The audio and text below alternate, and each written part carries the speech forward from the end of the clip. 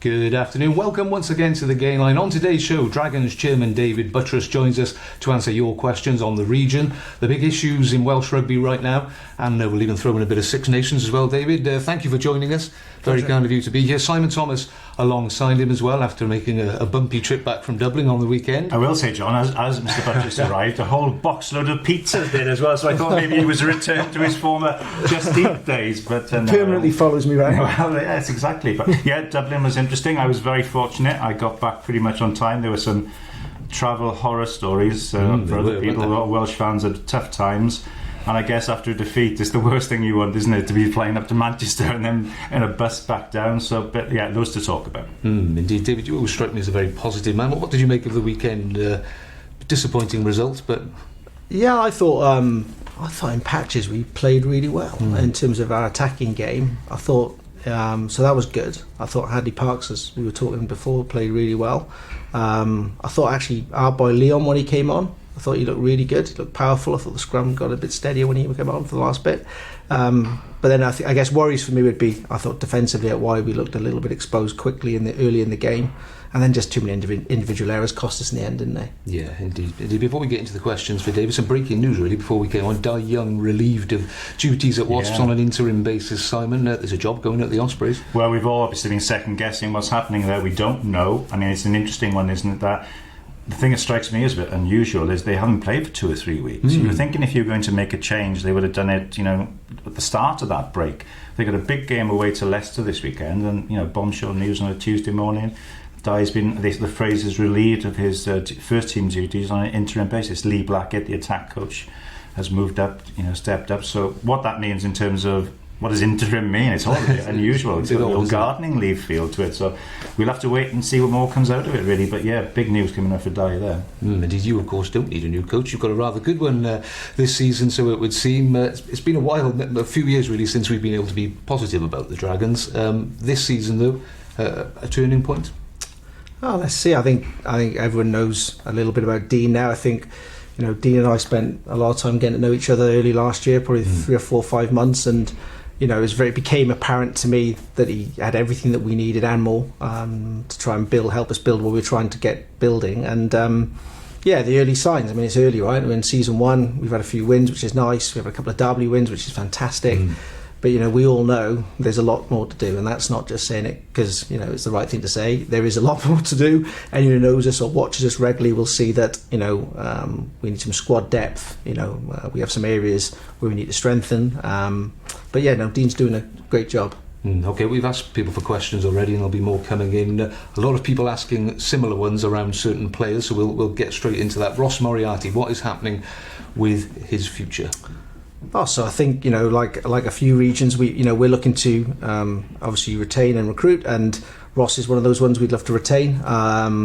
Nothing's done yet, so there's nothing to say that I can say about it. But obviously we'd love to keep Ross. I think Ross is a top player. I think he showed it in the World Cup. I think he showed it last year. I think he showed it already in the Six Nations. I thought you carried well on the weekend when he came on, had a good impact. So we'd love to keep him. But obviously, as you know, it's not done until it's done. Is there kind of a wider thing here that a certain aspect of it is out of your control, because he's one of the elite 38, so his WI wage, if he stays in Wales, is kind of decided by the PRB panel. So do you have to kind of wait on that before you can make an offer? How does it actually work these days? It's a great question, Simon. So I don't want to. So 2 things. So I'll definitely clarify the position on that. But I know the WIU and Martin want to do a really big piece after the Six Nations around what it's done. So I don't want to steal any thunder from that. I think I want to be respectful to Martin in the process. But in terms of the 38, you're dead right. I think it's already out there, so there's no secret in that. So if you're named in the Welsh 38 now, 80% of the funding is provided by the Welsh Rugby Union, and the region obviously de facto pays 20%,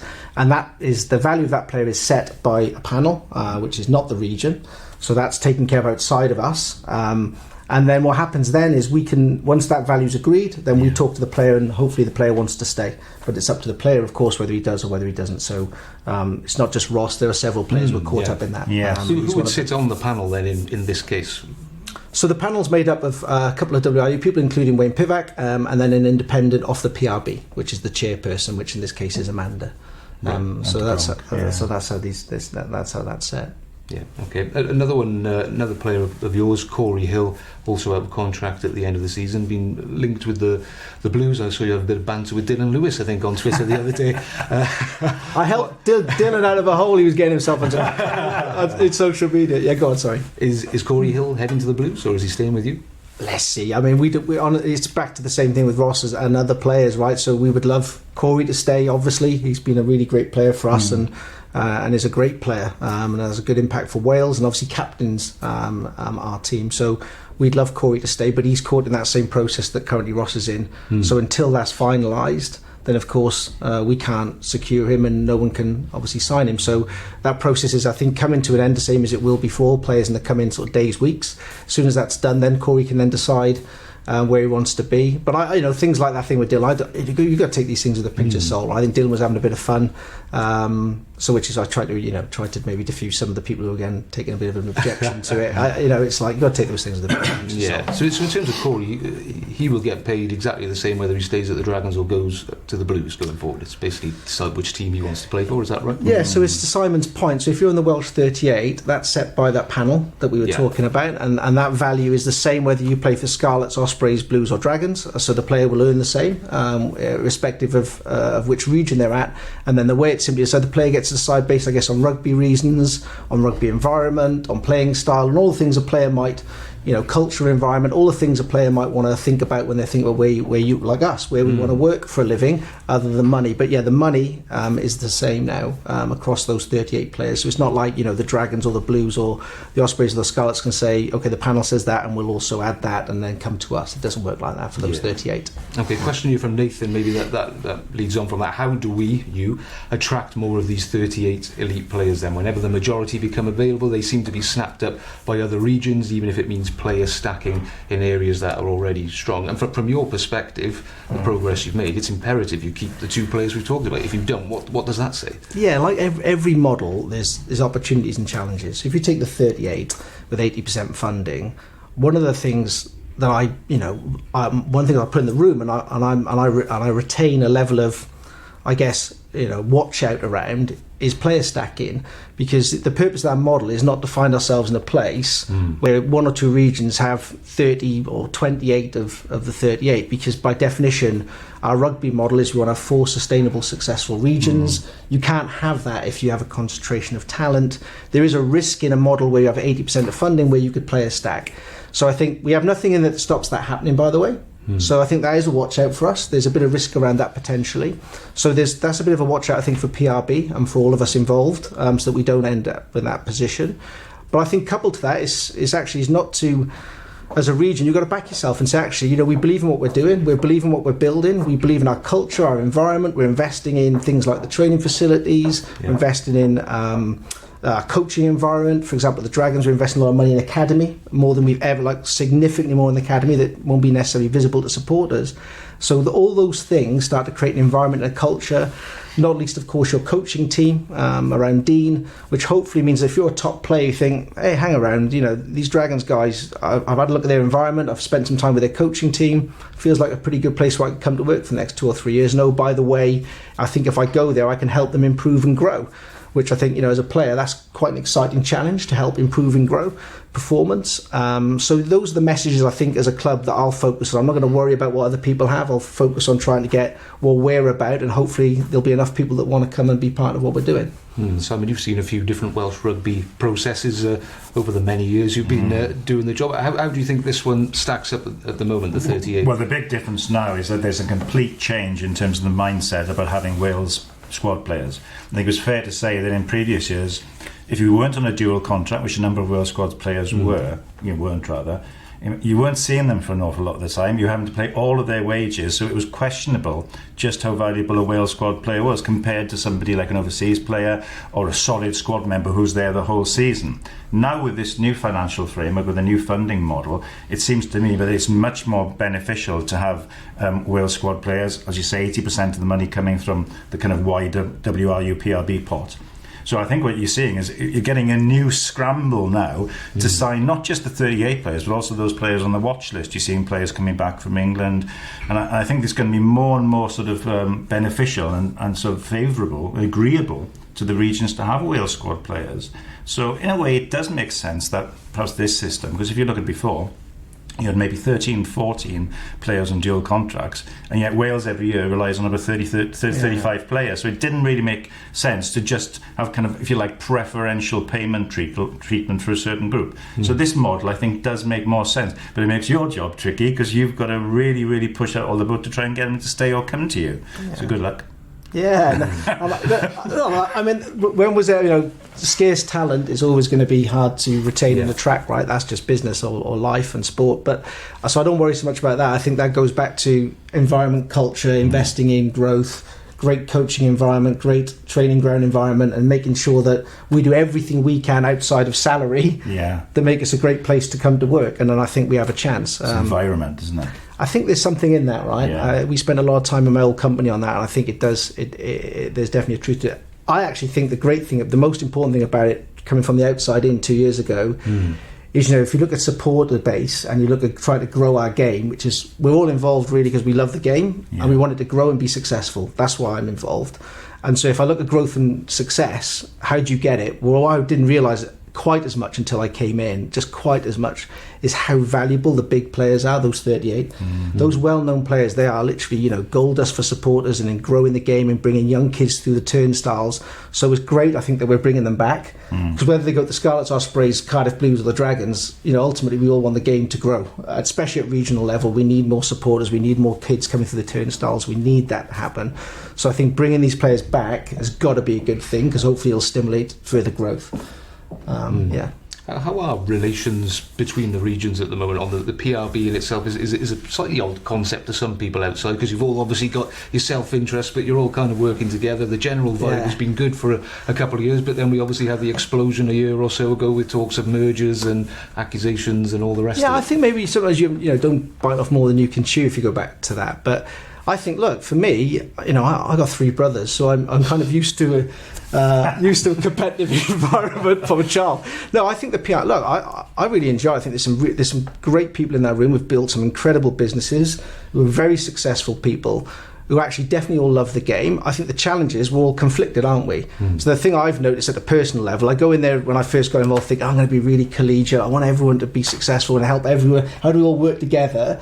And I think for all of us, that would be true. If you ask Nigel at the Scarlets or Rob at the Ospreys or Eileen at the Blues, we'd all say that and we all mean it. But then the pressure comes is, well, hang around, there's only 38 Welsh players or whatever it might be. So the tensions grow. So I think where we've got to challenge ourselves in the PRB is, if we step back and we all agree that we all love the game, we all want it to grow as a starting point, feels like a pretty good starting point, and then we just have to manage each other around the conflicts.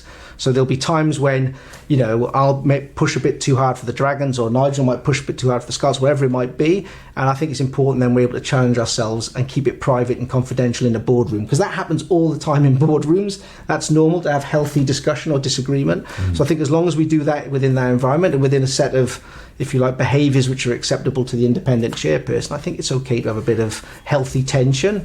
But ultimately, I think we've got to go back to, if it's helping one or all of us grow, it's probably the right thing to do. This might sort of touch on a question that's come in, but the anomaly people will look at is that your situation on the PRB is a different one to the other 3 regions, because they're essentially independent businesses. The Dragons are owned by the WRU. Now, we've talked before about what the plan is for the future in terms of the possibility of returning the Dragons to private ownership. I think you play quite a big part in this. So can you let us know what the latest is there? Well, I'll just go back. If you ask the other guys in the PRB if I'm a spokesperson for the WRU and the PRB, I think they would laugh at you. I promise you I'm not that. And partly that I wouldn't have taken the job if that was going to be the case, because my role as chairman of the Dragons is to be independent chair of the Dragons. So I'm not... WRU have 2 directors on the board of the Dragons, but I'm the independent chair. So while I would obviously listen to their views, I definitely form my own view of what's right. Even today, even though they own obviously the Dragons. But yeah, so in terms of ownership, I think we'd all agree. I think everyone on the PRB would be in violent agreement that the Dragons would be better suited, given the model we've agreed for Welsh rugby around ownership. It should be back in private hands. And I think part of that would be a success, because we would have seen then as the governing body, the WRU rescued the Dragons out of bankruptcy. They've stabilised it. And now the logical next step, unless all regions were going to be partly owned by the union, would be for the Dragons to then, if you like, move back into the same model as the other three. So that's the conversation we're in now. And I definitely hope that we'll get it done. Who is going to be the new owner then? It'll be me and one or two others probably, but me on my own initially. I'm going to lead that. If you'd have said that to me 2 years ago, I'd have said no, you're Nelly. But I think you know what it's like. You get involved. I see there's a massive opportunity to grow. There's some great people at the club that I think deserve a real good chance to try and build something successful and sustainable that I've become really loyal towards, and I think we have that mutual feeling with each other. And I think thirdly, I think actually we can have a big impact, and I think I like building things. I really do. That's what's exciting for me. So building something at the Dragons feels like a pretty good way to spend your time. A lot of people, David, have put a lot of money, benefactors, into Welsh rugby over the years. I won't even mention some of the amounts of money that have been written off. I'm aware, yeah. So what do your family think about the idea of you possibly putting... There's a couple of questions here basically asking why would anyone want to put their money into a rugby team? Don't keep asking. No, so people don't want to know my story, but I come from a relatively humble background. So for me, it is a big risk. Of course it is, and I am suitably terrified. About no. I've spoke to my wife about it a lot. We talked about it, and we said, look, she knows that I love going to the Dragons. Every morning when I go to work now, she can see I love going to life. It's most important in life you're happy and enjoy what you do, and I do. So I think, but coupled to that is I think I need to be smart. And I've said to supporters last week at the Q&A, I'm not in a position, I'm not some sort of benevolent billionaire that can just go and throw money at professional sport and not matter. I've obviously, I had a bit of luck and things turned out quite well for me at Just Eat. But the truth is I can't afford to pile in millions and millions into professional sport and just see it disappear. So while of course there will be some financial investment and risk that I'll have to, and a lot of personal risk I'll have to take, I will definitely, the model we're going to go for is try and build sustainably and carefully over time with, I think, relatively modest investments, but investments nevertheless, where I mitigate risk. And then hopefully what people will do is come in alongside me and help grow. A bit like the Scarlets model. I think the Scarlets have done a fantastic model around ownership. So I think we'll try, if we can, to try lift and copy a little bit what I've seen Nigel do a great job at the Scarlets. That's so over time we get to a place where we're financially stronger, but it's also sustainable. Because if I come in and burn some money, I can fall out of love with it quite quickly. Yes, all of a sudden, who's coming in? That doesn't feel like to me like a great answer for the Dragons or Welsh rugby. What would the timescale be on that then? The next months, I think we've pretty. We're negotiating everything, from rent to pitch relays to costs, blah blah blah. So we're probably, I'd say 80, 90%. I think the WRU want it to happen. I think people at the PRB want it to happen. I want it to happen. So when you're normally in that situation, you have a willing seller, willing buyer, if you like, then things tend to happen, don't they? So I would imagine by the start of next season, it's done.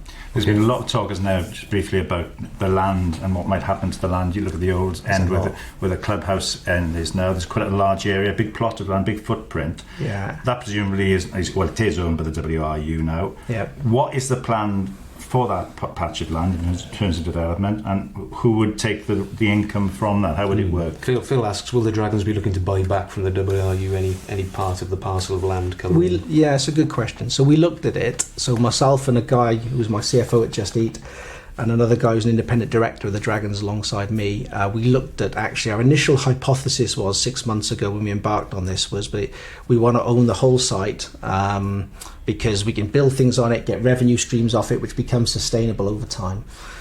When I looked at that, if you look at the WRU's experience on Westgate Street and what they're doing, they're actually building a hotel, so that's kind of probably where Rodney Parade will end up.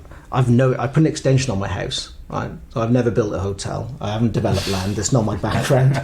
So it felt like more I looked into that, of owning that area and redeveloping it, and the financial investment required. I think the WRU is a governing body. The risk sits far better with them in terms of developing that asset than it would be all on me as an individual, being frank. It would just start to feel uncomfortable. So then the model we've gone towards and we're leaning towards is that land, so you basically have two choices: either the new private investors own the lot, or basically the new private investors have a long-term lease on the ground, Rodney Parade, where we pay rent, to obviously the owner, which is in this case the WRU, and the WRU retain control of what's known as the cabbage patch, which is that area of land that Simon's referring to. And I think where we're obviously leaning towards, based on what I just said, is we'll have the ground and have a long-term lease and rent on the ground. The WRU will have retain the cabbage patch. We'll develop the cabbage patch like they've done on Westgate Street, probably something similar. And that feels to me personally like the right way to go. So we've looked at both. We started off thinking actually we won the lot.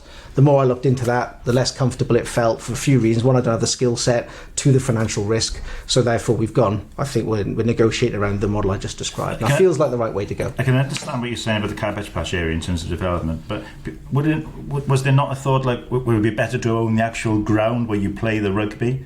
Rodney Parade is obviously the situation in Cardiff Blues. They don't own it. It's essentially Cardiff Athletic Club. Sorry. So we're going to have a long-term lease. So the lease we're negotiating is well over 100 years. Right. So the lease of the new owners, in this case me, of Rodney Parade, if you like, will be, we have a very long-term lease where we pay an annual rent to be on that site. So in effect, we'll certainly control that area. Right. And for those of you who know Rodney Parade, it's, if you know where the tent is, yes, behind the north stand, the line would roughly be somewhere around that tent. We're negotiating, but it's going to be roughly around there. Okay, let's move on then, because we've got plenty of questions. A couple on Newport RFC. I know you've had a recent dispute, should we say? I don't know if that's the word to use at the moment. Martin, quite a pointed question. I know you're not shy, though. Says, isn't it a pretty poor show that the club that had to sell their own ground to bail out the lodgers is now treated with such a lack of respect by you? This is obviously to do with the you raising the amount you charge Newport from, is it from £700 to £2,500 for a game? Explain that situation and answer Martin's disgruntlement. I'll try my best. So I think sometimes tone could be better around these things, but I think I understand the feeling, right? I sometimes feel like, honestly, when I first got involved, I thought I'm naive, because I feel like a stepdad just come into a family with a load of complexity and history that I didn't have any awareness of until I got involved, and I understood a bit from the distance, until you get in you just don't realise sometimes. So I now understand exactly where this is coming from. I think the reality is, look, let's be frank with each other. The existing board of Newport RFC sold Rodney Parade because they didn't want to own it anymore, and because it was insolvent. So, when we say about to rescue the dragons, it wasn't to rescue the dragons. It was because the existing owners didn't want it anymore, and the board were insolvent and didn't want to own the asset. So that's the frank truth of it. So none of it would have existed, and God knows what Rodney Parade would have been if it wasn't for the WRU now. It would probably been, I don't know, a Tesco. I don't know what it would have been. So thankfully that didn't happen, and then obviously I've come in, and so I'm trying to make, frankly, for people, I'm trying to make one professional rugby ground, sports ground, work for 3 clubs. Mm-hmm. So 3 into 1 is challenging. I think the operational team do a fantastic job at trying to make it work. I think for Newport RFC supporters, I guess I'm quite straightforward. I looked at what it cost us to host Newport RFC at Rodney Parade, which, I want them to stay there forever. That is my style. I want Newport RFC to be there in 50 years' time. I don't want Newport RFC to be anywhere else. And I'll do my level best to make it work. But for me as a businessman, I simply went, what's it cost? That's what they should pay. That's where I went to, and happy to share those costs transparently. Numerous times I've said that, and I've shared those costs with Newport RFC now. And of course, then I understand then there's financial challenges, because whether you're a Premiership team or a professional rugby team in the Pro 14, money's tight. So if you're Newport RFC, you go to, well, we can't afford to pay that. Okay, but then let's talk then, and we need to figure that out. So that's the process we're in now, and I'll do my level best to make it work for them, to keep them. So my hope and expectation is that we'll figure it out, but it will end up with me having to personally, in effect, subsidise at least part of that cost, because what it costs is what it costs. So we're not making profit off Newport RFC being in Rodney Parade, far from it. It's, we're in effect going to have to subsidise it, and at the moment we are subsidising it. So to correct that, is a question here from Phil. Where did the figure £2,500 come from? That's simply how much it costs. Is that the answer? I think it came from social media and a leak by somebody to somebody. I suspect it sure as hell didn't come from me. It was a private discussion, and actually it wasn't £2,500. It's a little bit less than that. It's a little bit less than that. It's a couple £100, a few £100 less than that to host a game, depending on the attendance and what sort of pitch preparation has to be done. So there's a little bit of a variance. It can range from sort of around 2k to a bit higher than that, and if obviously we have to do frost work and etc., it gets higher. So that's the real cost. But look, what I'd say to people is try not to jump into the debate before the debate's happened and is finalised. And I feel sometimes some of the narratives and some of the leaking and some of the chatter I see, I just think to myself, God, take a breath, just take a breath. We all love rugby. I want Newport RFC to be successful and sustainable, and want them to be at Rodney Parade. Equally, what I don't want to have to do is to spend tens of £1,000s of my own money to make that happen. So I've tried to avoid that if I could. And what I'll try to do now is find a compromise that works for everybody. But I would say to people as a businessman, when I look at the costs of squads in the Premiership, and I think we'll hang around, can't afford to pay to be at Rodney Parade, but then you look at the cost of Premiership squads and think, well, there's maybe a bit of give and take here, right? It can't just all be that I give and there's no take. So yeah, we'll find a balance, I think. You touched on squad costs there. I mean, it's pretty public knowledge that the Dragons' playing budget is the smallest of the 4 Welsh regions. So around 4.8 million is what we've kind of understood. Obviously, Dragons fans will be keen to know what you might be able to get that up to next year, which obviously hinges largely on the PRB distribution. What can they expect it to be? Is it going to go up for next season? Yeah, it'll go up. Much? It'll go up a few. It doesn't sound like it. Yeah, I mean, it's tough, isn't it? I mean, I'm not going to sit here and I'm not Willy Wonka. I'm not going to sugarcoat it. I mean, it's tough, right? It's the budget will go up several £100,000. It's probably the order of magnitude it'll go up, but it won't be going up like $1 million or something. No. That's completely unrealistic. So that won't be happening because we can't afford it, and we've got to live within our budget and our means.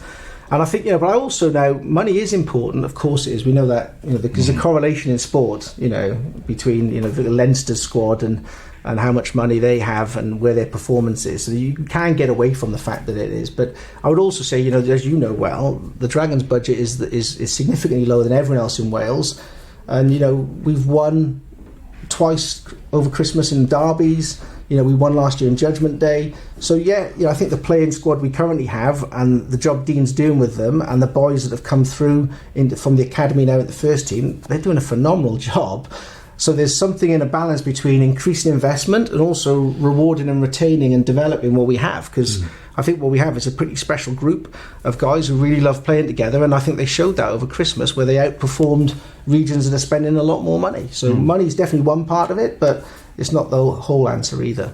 Okay, we'll have a couple of quick questions to finish. A couple coming through on Facebook. Carl here says there's a lot of young Welsh players playing in the English leagues. Are the Dragons scouring the English leagues looking for these players? I think everybody is. It's the honest answer. I think everyone's looking at probably similar people, but I think, but we're also looking more closer to home. I think in Gwent we have a pretty rich seam of talent, and our academy's a pretty good setup now, so we'll increase our investment in that and look to develop that as well. Yeah. Okay. Richard asks, are there any plans for some quality overseas signings next season, or is it a different focus? Nothing in the offing at the minute. Although there was a conversation before Christmas, but it kind of fell away. So I think we're open-minded and pragmatic. If it was great value and it was an area where we needed to strengthen, I think we would be pragmatic around that. But there's nothing imminent. Okay, just to finish then, what does the future look like for the Dragons? What is success in 5-10 years' time? What competition are you playing in? For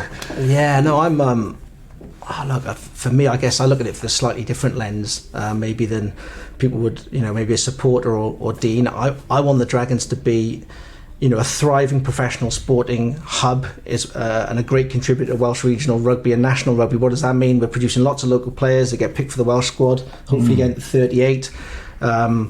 That we're really competitive in the Pro 14, that we're really competitive, that we're challenging for things. I'd love us to get in the elite competition of Europe, for example. That'd be amazing. That'd be an amazing achievement. But I think most importantly, I don't forget the history of the club the last few years. Most importantly, I think my job is not to get carried away with all that. My job is firstly to make a successful financial model for Welsh sport, Welsh regional rugby that is sustainable, that throws off some money, that wipes its feet, if you like, for now, isn't losing tons of cash, so that whoever owns it, whether it's me or someone else in the future, where they can pick it up and go, actually, what I'm left here is something better than I could have hoped for, certainly that I picked up, that actually I can hopefully grow and improve. So I think that probably sounds a little bit less sexy, but for me as a business person, I think that would be a really big success, and that Rodney Parade is sort of the rocking heart of regional professional sport, because I think it's a great ground, Rodney Parade. I think it's such a good. And you'll be back there this weekend. So is it